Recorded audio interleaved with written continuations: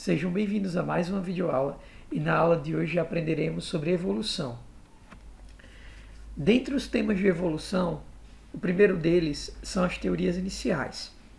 Primeiramente, temos que saber o que significa evolução biológica e como essa teoria ela foi postulada, tá bom?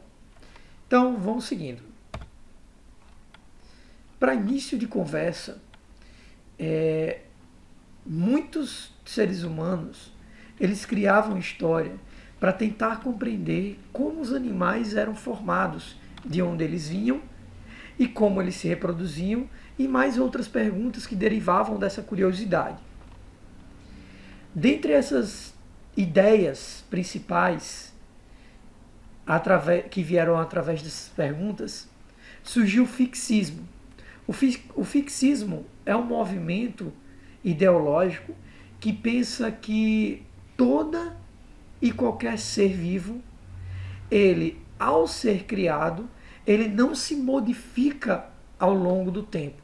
Ou seja, ele sempre veio assim e sempre morrerá assim. Era uma ideia bastante debatida por muitas pessoas da antiguidade e até hoje tem essa crença por algumas pessoas da nossa sociedade, que pensa que, por exemplo, o cachorro ele não pode se modificar ao longo dos anos. Ele sempre tem que ter aquela aparência e ele vai morrer com aquela aparência. Não só o cachorro, mas toda a espécie canina. Então, todos aqueles que corroboram dessa ideia de que os animais eles não se modificam ao longo do tempo, eles são imutáveis, eles são considerados fixistas. Fixista significa aqueles que acreditam que algo é fixo, que algo não muda com o tempo, que não sofre transformações. Normalmente, essa linha do fixismo ela é dividida em criacionismo, espontaneísmo e catastrofismo. O criacionismo é a linha do fixismo que defende que os seres vivos eles foram criados por algum criador, seja ele o Deus cristão, que também é o Deus judeu, seja ele Ganesha, pelos contos do Advaita Vedanta, seja os deuses africanos, os deuses egípcios. Todos eles têm o mito da criação, em que há um ser que cria outros seres. E esses seres, eles permanecem imutáveis.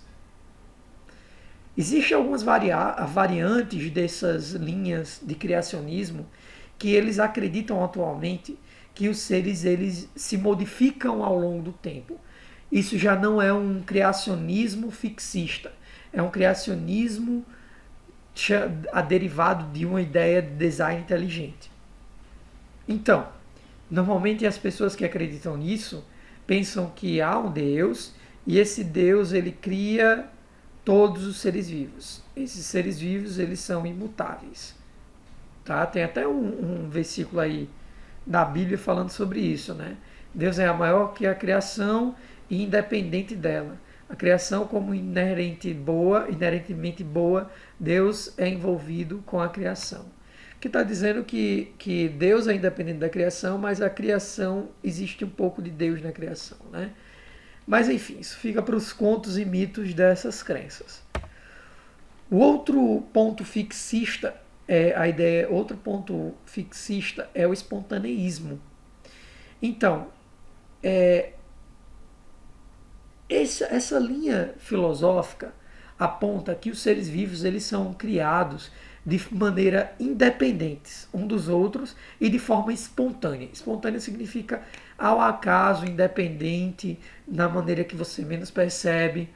Então, não necessariamente tem um criador envolvido nisso, mas os seres vivos eles surgem de maneira meio que mágica, certo? Do nada. Por exemplo, no meio da água, onde há um rio sem vida, pode existir peixes, dali pode surgir os peixes. De um conjunto de aves mortas pode começar a surgir uma mulher, por exemplo. De rochas ou da carne podre pode surgir moscas. Então, da matéria inerte pode surgir seres vivos. Da matéria inorgânica pode surgir seres vivos de maneira espontânea. Porém, esses seres vivos eles não se modificam ao longo do tempo. Eles morrem. Outra linha filosófica é o catastrofismo, que também é uma ideia fixista, pois os organismos não se modificam ao longo do tempo. Essa ideia também tem um pouco de criacionismo, porque algumas linhas do catastrofismo mostram que todos os seres vivos foram criados por um criador. E ao longo dos anos, essa ideia foi bastante defendida por cientistas do século XVI, XVII e XVIII, pois eles achavam fósseis na Terra de organismos que já não existiam mais. Então, para explicar esses fósseis, eles diziam que ao longo das eras, várias catástrofes naturais abalavam a vida na Terra. E dessa maneira, esses seres deixavam de existir e aqueles que sobreviviam povoavam o mundo. O que encontramos hoje em dia são justamente os seres que sobreviveram a essas catástrofes. Então, todo o registro de fóssil era explicado justamente por causa dessas catástrofes que extinguiram esses seres vivos, e os que estão hoje em dia, que também conviviam com outros seres vivos da época, eles sobreviveram, pois eles resistiram a essas catástrofes. E normalmente essas catástrofes eram ligadas à obra divina, castigos e etc. Lamarck foi um dos primeiros cientistas. E agora chegamos a ideias que elas são transformistas. Como eu posso dizer, elas fogem do fixismo. E agora chegamos a ideias transformistas, que são ideias que fogem do fixismo. São ideias que elas defendem que os seres eles se modificam ao longo do tempo. Uma espécie pode dar origem a outra. E Lamarck foi um dos grandes cientistas que defendeu essa ideia. O termo que ele cunhou na época não foi nem evolução, mas sim transformação ao longo do tempo. Um tipo de transformação ao longo do tempo. Jean-Baptiste Lamarck, o nome dele é esse completo, eu só abreviei como Lamarck. Lamarck é um título de nobreza, certo?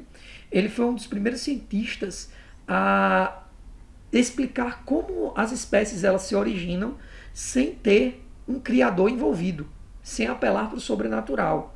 Ou seja, para isso ele tinha que ver que as ideias transformistas elas teriam que ser incorporadas nas suas hipóteses, que chamamos erroneamente de leis, em suas hipóteses científicas. Lamarck, para explicar como os seres vivos eles se modificam, ele usou duas leis: a lei do uso e desuso e a lei das transmissões dos caracteres adquiridos. A lei do uso e desuso diz o seguinte, que quanto mais, Lamarck é esse camarada aqui, então a lei do uso e desuso diz o seguinte, quanto mais você usa um músculo, ou melhor, um órgão, mais ele se desenvolve. Quanto você menos usa, mais ele atrofia. Ou seja, não importa o que você faça, se você se exercitar muito, seu corpo irá crescer. E o contrário também acontecerá se você não se exercitar. Ele vai atrofiar. Então é a lei do uso e desuso. Quanto mais usa, mais desenvolve. Quanto menos usa, mais atrofia.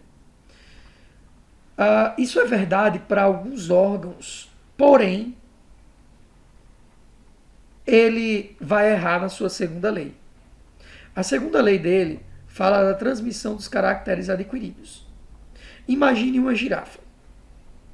Essa girafa, de tanto usar o pescoço longo dela, ela começa a fazer com que esse pescoço ele cresça. E ao longo do tempo, cada centímetro ganho é passado para a geração seguinte. E é passado para a geração seguinte. E é passado para a geração seguinte. Ou seja, quanto mais você usa, mais você desenvolveu aquele órgão, aquela estrutura, E essa estrutura é passada para os seus filhos. É mais ou menos o seguinte: imagina que tem um camarada que malha muito, que treina muito, e de repente ele passa essa estrutura dele para seus filhos. Logo, todos seus filhos nascerão musculosos. Então, a segunda lei de Lamarck diz que toda característica adquirida pelo uso e desuso, ela é transmitida através para seus descendentes. Não se sabia dos fatores genéticos da época, da herança genética, como é que se passa determinadas características, mas vocês sabem que não é dessa forma que se passa essas características. Tá? E sabemos também que uma pessoa forte, não necessariamente o seu filho nascerá forte. Depende de toda uma mistura genética para que haja a propensão de que aqueles músculos eles tenham maior facilidade de se enrijecer com exercícios de musculação ou não. Isso vimos em genética. Porém, Lamarck estava errado através dessa segunda lei. E ele fazia isso com um experimento bem legal. Ele pegava ratinhos e cortava o rabo deles. Segundo a teoria dele, da lei da transmissão das características adquiridas, os ratos, os filhos daquele rato, como não tinham rabo, deveriam nascer sem rabo. E não era o que acontecia. Sempre os filhos nasciam com rabos. Sempre os filhos nasciam com rabos. Então ele não conseguiu explicar como os seres vivos eles se modificam ao longo do tempo. Porém, ele teve um grande avanço na teoria, nas teorias evolucionistas. Ele tem uma grande importância porque ele é um dos primeiros a dizer que os seres vivos eles se transformam ao longo do tempo. E por que eu digo que a ideia de Lamarck é uma ideia bastante evidenciada na mídia e também nos desenhos como Pokémon?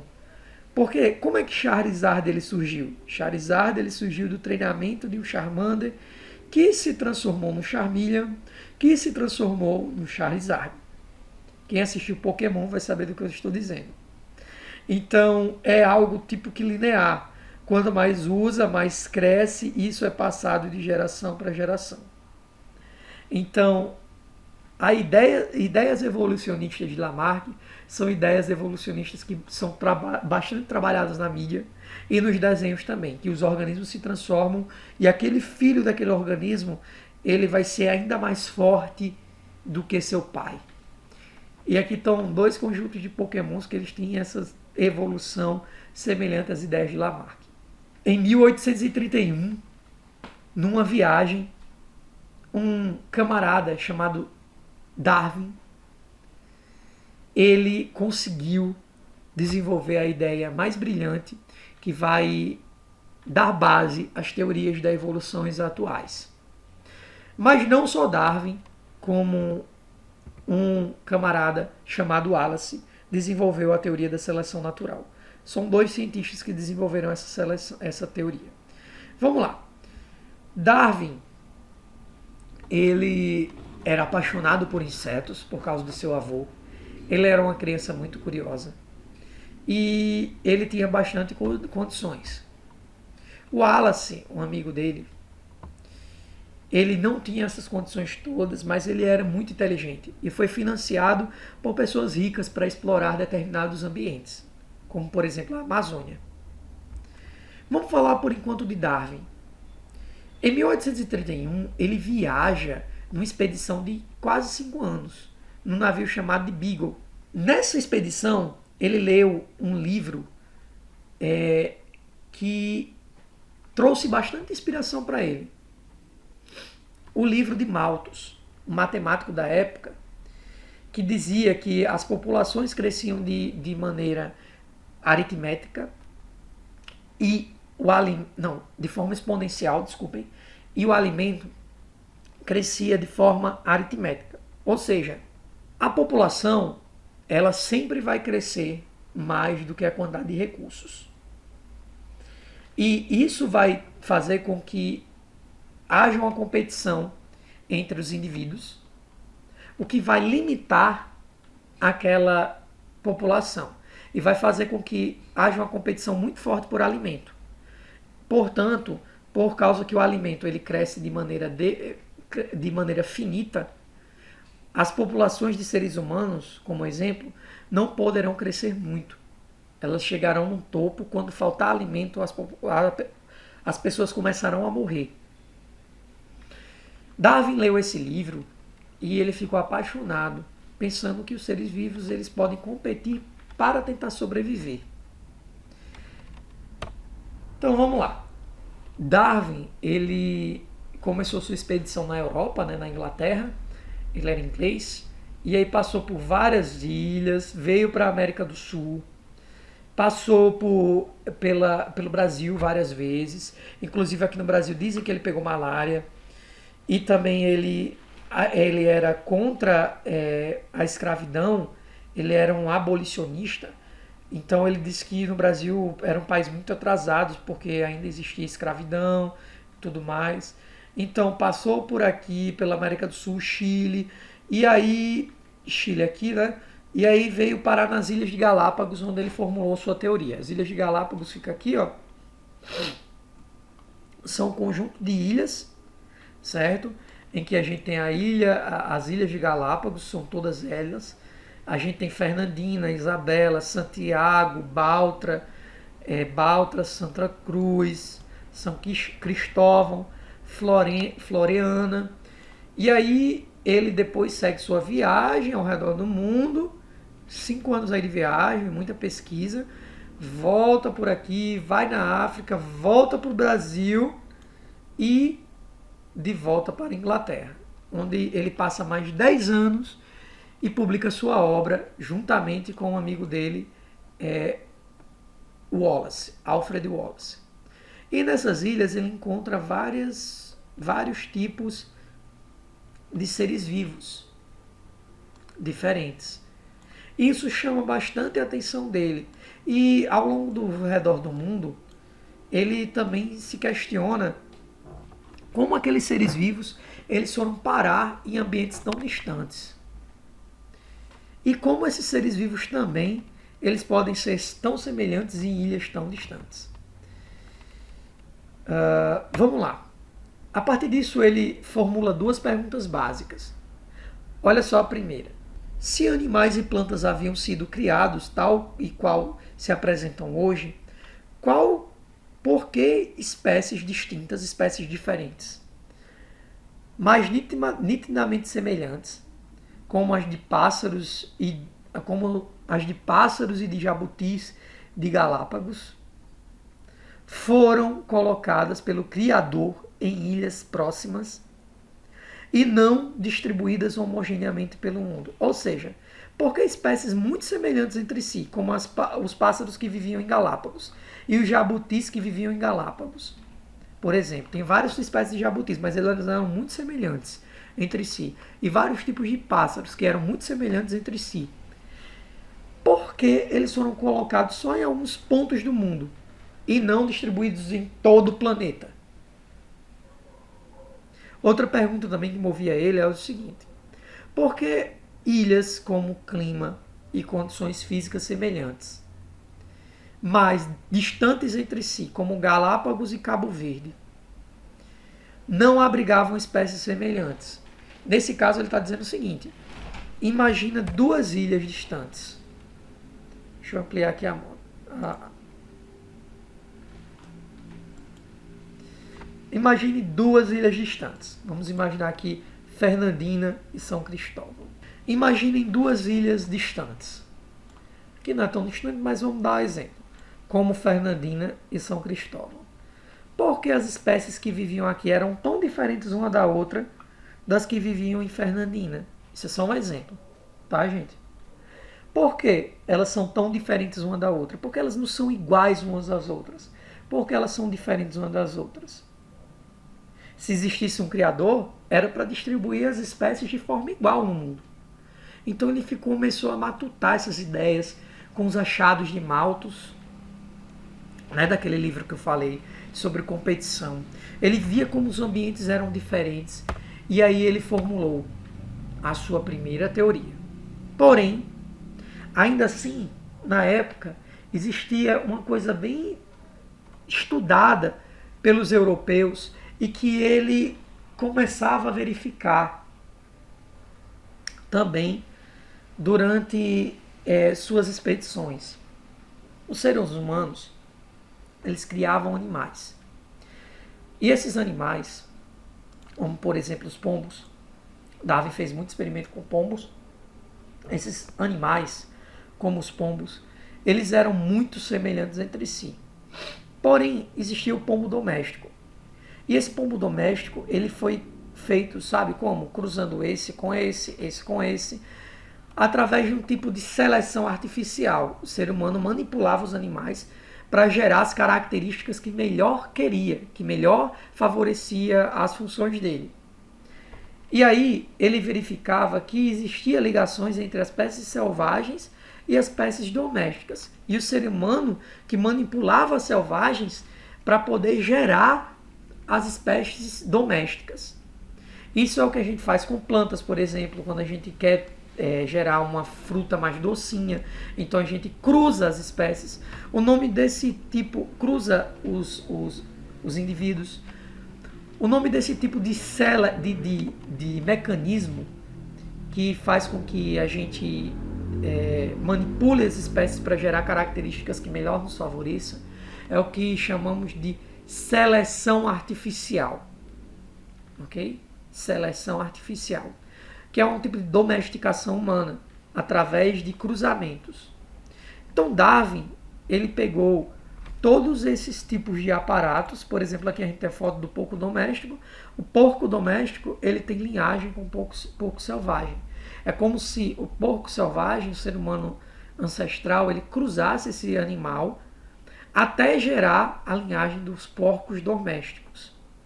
Então, o porco selvagem, ele tem algum tipo de parentesco com o porco doméstico, semelhante aos pombos. Existia um tipo de pombo que ele deu origem a todos esses pombos domésticos. Então, essas teorias, essas ideias, essas evidências de observar o ambiente, verificar os diferentes tipos de condições ambientais de cada ilha, que uma ilha tem de diferente, ficar observando horas e horas esses animais,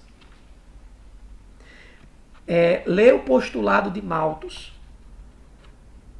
do livro de Malthus, como também verificar que existia um tipo de seleção artificial, um tipo de domesticação humana, fez com que Darwin criasse, juntamente com Wallace, um amigo dele, que ele veio com os achados da Amazônia, a teoria da seleção natural. Já eu conceituo a teoria da seleção natural para vocês. Mas eu quero dizer para vocês, antes, a diferença de Darwin para Lamarck. Lembra das girafas? Nas girafas, tínhamos o seguinte. Segundo Lamarck, existia uma girafa de pescoço pequeno, que ela esticava o pescoço ficava grande, e aí essa estrutura grande do pescoço era passada aos descendentes. Segundo Darwin, não. Segundo Darwin, existia tanto girafas de pescoço pequeno como girafas de pescoço grande. Quando o ambiente mudou, também existia árvores pequenas que alimentavam girafas de pescoço pequeno e árvores grandes que alimentavam girafas de pescoço grande. Quando o ambiente mudou, se modificou, o que aconteceu? As plantas pequenas deixaram de existir. Quem é que morria de fome? As girafas que não alcançavam as plantas grandes ou as girafas que alcançavam as plantas grandes? As girafas de pescoço pequeno ou as girafas de pescoço grande? É claro que quem morria eram as girafas de pescoço pequeno. Quem já nascia com pescoço grande passava essa característica adiante. E assim, as girafas que encontramos hoje em dia são porque todas tinham pescoço grande. Segundo Darwin, tanto existia pescoço pequeno quanto grande. Só que o ambiente, ele selecionou, pela modificação ambiental, as girafas de pescoços maiores elas reproduziam muito mais do que as girafas de pescoços menores. E com o passar do tempo, só as de pescoços maiores elas sobreviviam. Ou seja, a modificação do ambiente fez com que as girafas de pescoços maiores sobrevivessem mais do que as girafas de pescoço. Em termos gerais, as espécies não são imutáveis. Ou seja, elas se modificam ao longo do tempo. E o ambiente, ele força as espécies mais adaptadas a deixarem mais descendentes. As que estiverem menos adaptadas, elas morrem. Um exemplo de Darwin e Lamarck está aqui. Lamarck dizia que as girafas de pescoço pequeno, elas esticavam e passavam essa característica para os descendentes. Futuramente, todos eles tinham um pescoço longo. Já Darwin dizia que existia girafas de pescoço grande e de pescoços pequenos. Quando as árvores pequenas deixaram de existir, as girafas de pescoço maior, elas competiam entre si e quem tinha o maior pescoço sobrevivia, conseguia alimento e deixava mais filhotes, mais descendentes. Com o passar do tempo, só existe girafas de pescoço longo. Hoje em dia, imagine que toda a mata alta da savana africana deixa de existir. Só existe capim agora. As girafas de pescoço longo terão muita dificuldade para se alimentar. Por mais que elas tenham pescoço longo, o fato de subir o pescoço e descer vai trazer dificuldades. E aí, elas vão deixar de existir e se tornar extintas. Dessa maneira, esses seres, essas adaptações, elas surgem. Para vocês entenderem mais o conceito de seleção natural, imaginem o seguinte. Cada bolinha dessa daqui é um ser vivo e suas cores, certo? Imagina que vem um predador, uma águia. E essa águia só gosta de comer bolinhas coloridas. As mais escuras ela não gosta muito. Com o passar do tempo, as bolinhas mais claras, que são as que a águia gosta de comer mais, elas deixam de existir. E quem é que ao longo do tempo sobrevive é as bolinhas mais escuras. Elas vão se reproduzir e quando observarmos no tempo atual, só vamos enxergar essas bolinhas de cores mais escuras. Portanto, gente, seleção natural é esse mecanismo da evolução, certo? Que faz com que os seres vivos eles se modifiquem ao longo do tempo. Mas como é que a gente pode definir ela? Pode definir pelo seguinte fato. É o mecanismo da evolução, isso vocês podem até anotar no seu caderno, em que os organismos mais adaptados ao meio ambiente, eles vão gerar mais descendentes. Eles vão ter uma reprodução diferenciada. Então, isso é seleção natural. O mecanismo em que os indivíduos mais adaptados, as populações mais adaptadas, elas vão deixar mais descendentes com suas características de adaptação. Isso é seleção natural. Tá bom? Ou seja, o meio ambiente, no caso foi um falcão aqui, ele seleciona os indivíduos mais adaptados. E esses indivíduos mais adaptados, eles deixam mais filhotes, mais descendentes. O que propaga essa característica de adaptação. Então, basicamente através da seleção natural, o que Darwin defende mais? Ele defende que as populações elas tendem a competir uma com a outra por recursos. Ou seja, como os recursos eles são limitados, eles crescem numa velocidade menor do que crescem os organismos que consomem aquele recurso. Há uma competição e isso limita determinados organismos a sobreviverem. Os mais fracos eles são excluídos nessa competição e os mais fortes sobrevivem. Mas entendam, força não como força física, pode ser uma coloração, pode ser o organismo que corra mais, pode ser o organismo mais inteligente, pode ser o organismo que faz uso melhor de uma ferramenta, pode ser o organismo que tem um bico mais adaptado. Então, adaptação não é força, não é exatamente tamanho. Pode ser o menor organismo que se esconde melhor de um predador, mas sim a melhor adaptação. E ele ganha nessa competição pela vida. Darwin também defende que todos os organismos eles têm que ter uma quantidade de diferença entre si. Ou seja, eles têm que ter várias cores diferentes para a seleção natural atuar, vários tamanhos de asas diferentes. E aí eles conseguem competir melhor e aquele que sobrevive e deixa mais filhos, ele está sendo mais bem selecionado pelo ambiente. 3. Para a seleção natural acontecer, as características mais adaptadas pelo meio ambiente têm que gerar mais filhotes. Ou seja, aquele que deixar mais filho no mundo e esses filhos sobreviverem deixando ainda mais filhos é o organismo mais adaptado. Não adianta de nada você ter um corpo bonito, uma estrutura bonita, se você não passa essa característica adiante. Olha que eu não estou falando de lei de uso e desuso, viu? Os organismos já nascem com essas características, segundo Darwin. E uma quarta coisa é o seguinte, todos os organismos eles derivam de um ancestral em comum, eles descendem de um único ser vivo. Ou seja, todos esses pássaros que vivem hoje, eles vieram de um pássaro ancestral, de um ser vivo que deu origem a todos eles. Não é aquela evolução Pokémon, que um ser vivo dá origem a outro. Não. Esse ser vivo dá origem a esse, que dá origem a esse. Não. Existia um ser vivo ancestral que já não está vivo hoje.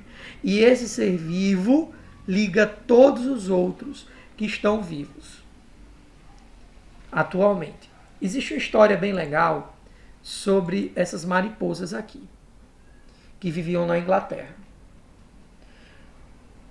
Existiam tanto mariposas brancas quanto mariposas cinzas. E quando nevava, as mariposas brancas se escondiam na neve, se camuflavam na neve. Já as mariposas mais escuras eram predadas, muito fáceis porque eram vistas. Olha como a seleção natural está atuando. De repente, o ambiente mudou com a Revolução Industrial, muita fuligem foi parar no tronco das árvores. E as árvores elas ficavam nessa coloração mais escura, por causa da fumaça das fábricas.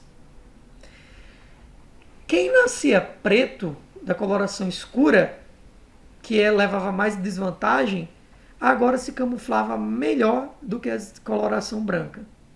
As de coloração branca que estavam antes em grande número, agora começam a diminuir, porque os predadores acham com mais facilidade essas mariposas brancas. Já as escuras, elas ficam mais camufladas e deixam mais descendentes férteis. Ou seja, o meio ambiente, de repente, começou a selecionar as mariposas escuras do que as pretas, do que as brancas, desculpem. Com o passar do tempo, quando os cientistas iam para esse local, só enxergavam mariposas escuras. Ficavam pensando, e onde é que e as mariposas brancas? Mariposas brancas, portanto, elas deixaram de existir, porque ficavam mais visíveis aos predadores. Então temos aí como as espécies elas se modificam ao longo do tempo. Há essa variabilidade de cores, e as que sobrevivem mais, por causa das mudanças ambientais, deixam mais descendentes. E essa é a cor que prevalece. Essa é a cor que se modifica, certo? Essa é a cor que fica aí ao longo do tempo. Só que Darwin, ele tem um erro, um grande erro na teoria dele, né? Ele descreve muito bem a teoria da seleção natural, a competição entre as espécies, que todos os seres vivos eles derivam de um ancestral em comum, que é o parentesco em comum. Porém, Darwin ele erra porque ele não explica realmente como surge a cor azul, como surgiu o pássaro, como surgiu, por exemplo, as pintinhas da onça pintada. Ele não explica.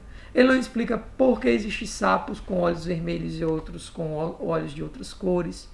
Então Darwin ele não consegue explicar como as características realmente elas surgem. Só com os avanços de genética é que isso vai ser explicado.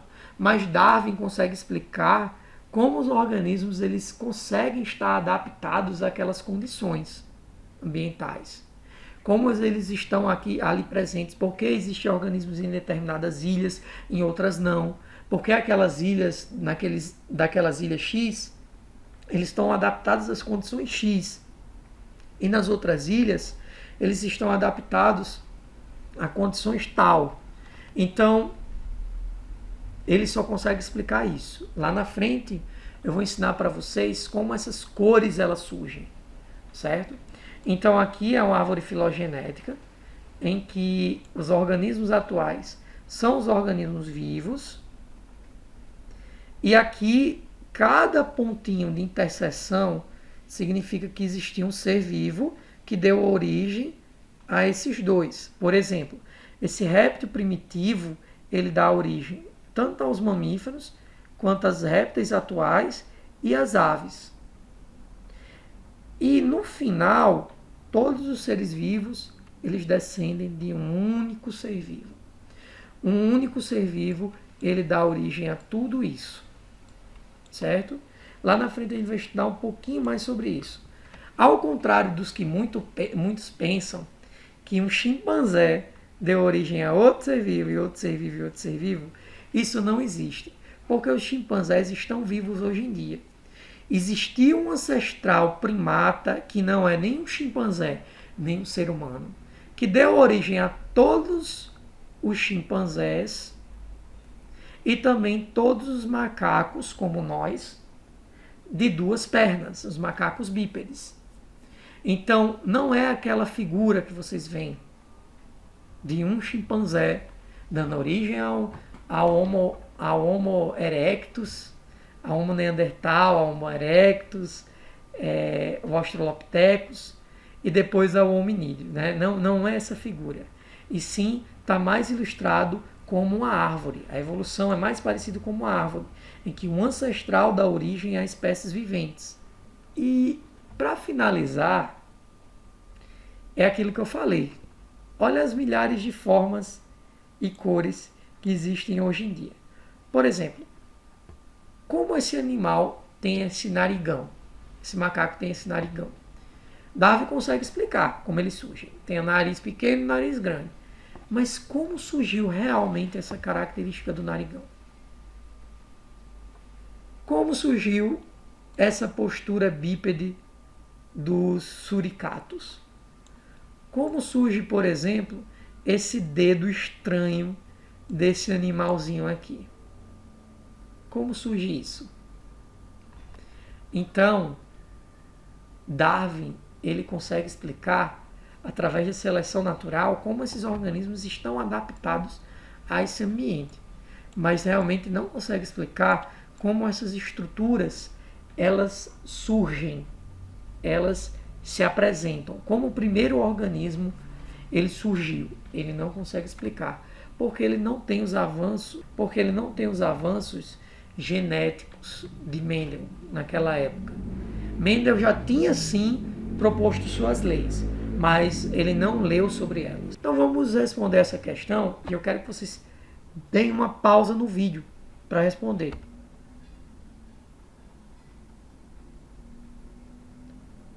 E aí, já voltaram? Então vamos responder comigo. O hábito de colocar argolas no pescoço por parte das mulheres de algumas tribos asiáticas promove o crescimento dessa estrutura. Ou seja, gente, eles ficam botando argolinhas no pescoço e o pescoço ele começa a esticar, inclusive quebra o osso do pescoço. Isso é sinônimo de beleza para as mulheres dessa tribo. Representando nessa comunidade um sinal de beleza, né? Como eu falei. Desta forma, temos que as crianças, filhos dessas mulheres, já nasceriam com o pescoço maior, visto que essa é uma tradição secular. Essa afirmação entra em ideia com que teoria evolucionista? Com certeza é a de Lamarck, porque está falando que as mulheres estão usando argolas para desenvolver seu pescoço, uso e desuso, e essas argolas, esse pescoço grande, ele pode ser passado para as crianças, que também vão nascer com pescoços maiores, segundo a crença dessa tribo. Então, essa alternativa, essa questão é referente a Lamarck, tá? Eu vou passar mais exercícios para vocês sobre a diferença entre as teorias de Lamarck e Darwin. E aí vocês pratiquem, não deixem de fazer. Um forte abraço e até a próxima. Ah, só mais uma coisa. Tem outra questão aqui, vamos lá, vamos tentar fazer comigo. Os anfíbios são animais que representam dependência de um ambiente úmido ou aquático, ou seja, eles dependem desse ambiente. Nos anfíbios, a pele é de fundamental importância para a maioria das atividades vitais. Apresenta glândulas para conservar a umidade, favorece as trocas gasosas, isso tudo na pele, né? E também pode apresentar glândulas venenosas contra predadores, que evitam predadores, micro-organismos predadores. Segundo as ideias evolutivas de Darwin, essas características dos anfíbios representam como? Ou seja, como é que ela surgiu? Lei do uso e desuso? Não, isso é Lamarck, não Darwin. Atrofia do pulmão devido ao uso contínuo da pele? Isso ainda é uso e desuso de Lamarck. Transmissão das características adquiridas aos descendentes? Isso também é Lamarck.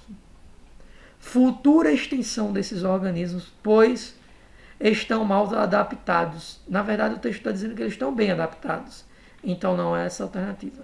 Seleção de adaptações em função ao meio ambiente em que vivem. Ou seja, os organismos mais adaptados, com a pele mais umedecida, com mais veneno na pele, eles são mais adaptados, eles se tornam mais adaptados ao longo do tempo. E esses sobrevivem mais do que aqueles que nascem com menos umidade na pele. Então, isso daqui, quando fala-se em seleção de adaptação, estamos falando de Darwin, da seleção natural. Então, galera, é isso mesmo e até a próxima aula.